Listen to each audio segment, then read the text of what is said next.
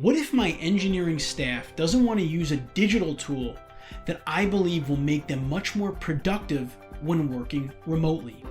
I recently received this question from an engineer, and I'm going to answer it for you in this week's Engineering Management Lessons video.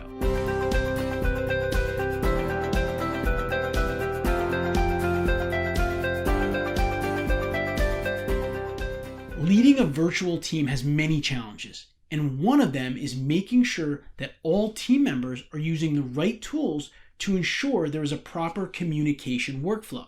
This can be difficult, especially when different people prefer to use different tools. However, if there is one tool that you feel is absolutely necessary for every team member to use, and one of them is giving you a problem, here is how you might persuade them. Try to explain to that team member the benefits that they will reap from utilizing this digital tool.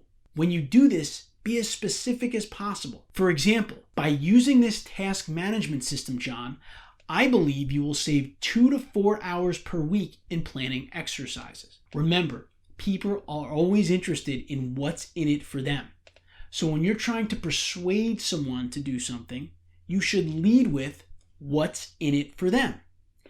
And if you know anything about engineers or professionals in general, what's most important to them is typically time management and productivity. So if the tool that you want them to use will save them time and make them more productive, you need to let them know that. And again, be as specific as possible and let them know how and why the tool is going to save them time. One last thing I want to mention is that you could force your team members to use certain digital tools, but I found that when you force someone to use something, they don't use it effectively, or they will try to get away from the software at every possible chance they get.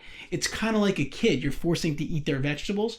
As soon as you look away, they're scraping them into their napkins and they're throwing them into the garbage. So whether you are trying to convince someone to use a digital tool, you're trying to persuade a board or agency to approve your engineering project, or really persuading anyone to do anything, always remember to lead with the benefits to them. Ask yourself what's in it for them and let them know.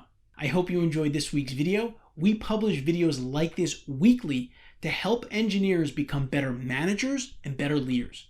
So please hit the subscribe button here to make sure that you don't miss something that could have a substantial impact in your career or life. I'll see you next week.